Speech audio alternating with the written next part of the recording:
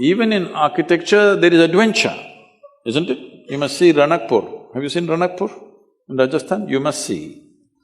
Ranakpur also has Kumbhalgarh within 20 kilometers. It's the second largest wall on the planet.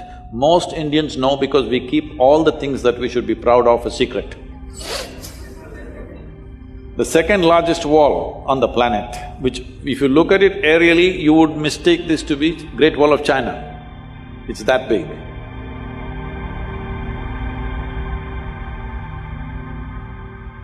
But most Indians don't even know there is a wall like this, it's in Kumbhalgarh.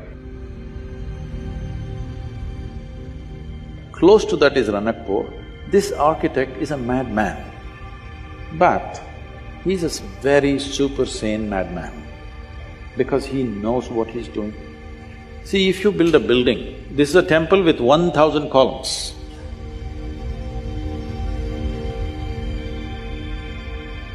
If you're thinking about safety, what would you do? Just in case over a period of time, if one column collapses, because those days the material is only stone, there is no steel and concrete and stuff. You would make sure if one column falls down, there'll be another column which will keep the temple up. No, he built it in such way, the audacity of him is such, if you pull down one column, the entire temple will come down. His pride in his intelligence and capability is such that he made it in such a way, if one column comes, the temple should not exist. And it's standing for over 500, 600 years without an issue. You will see something like that in the yoga center. We built an elliptical dome, no steel, no concrete.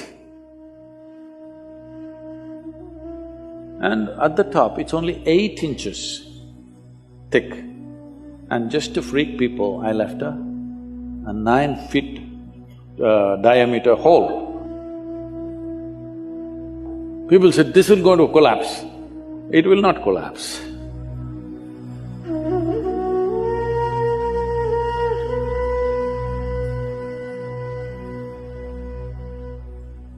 And if you go to the ancient temples, you must come to the south because North India, most of the temples, the ancient temples are all gone. The new ones that they have built is all put up in a hurry.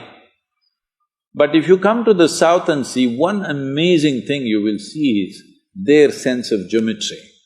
Unbelievable. How they arrived at this sense of geometry, 1,000 years ago, 2,000 years ago, absolute geometric sense in their mind. You have seen Belur Halebeedu? Have you? Karnataka temples? Oh, it's a must-see.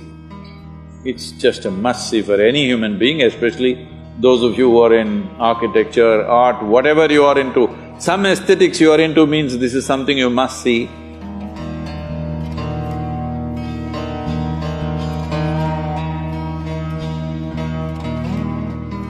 It's more than seeing those sculptures. You must look into the minds of people who did this. If you want to look into their minds, you must withdraw yourself into that time zone. It's over 1,000 years ago, when there were no cranes, when there were no machines, when there were no trucks, when there were no any kind of mechanical things, all by hand.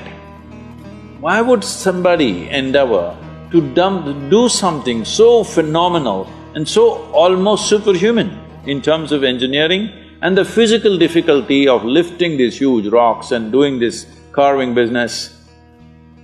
Why would anybody do that? What kind of passion should be firing those people to do this is unbelievable. If you see the Tanjavur temple, have you seen? This Gopuram weighs, I think, what, 180 tons, huh? 180, is it? Does anybody know? I think somewhere in that range, over 120 tons for sure.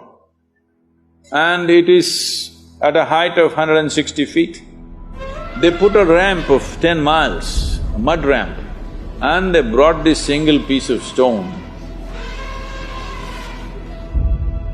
160 feet high above, and made a gopuram out of it, exquisitely carved.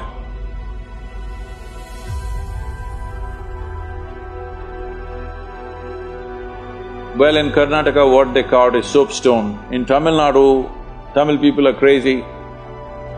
They carved granite into very fine structures, which is far more difficult than carving soapstone. And they put it up there. What is it that's firing these human beings?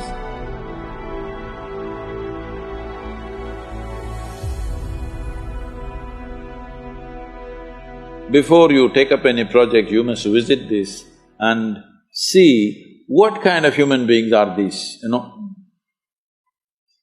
Just for aesthetics, understand? Not for livelihood. It's not a factory shed we're building, just for aesthetics. They were willing to invest their lives absolutely, everything they got. I think we need that culture back if we want to create a beautiful India, very important.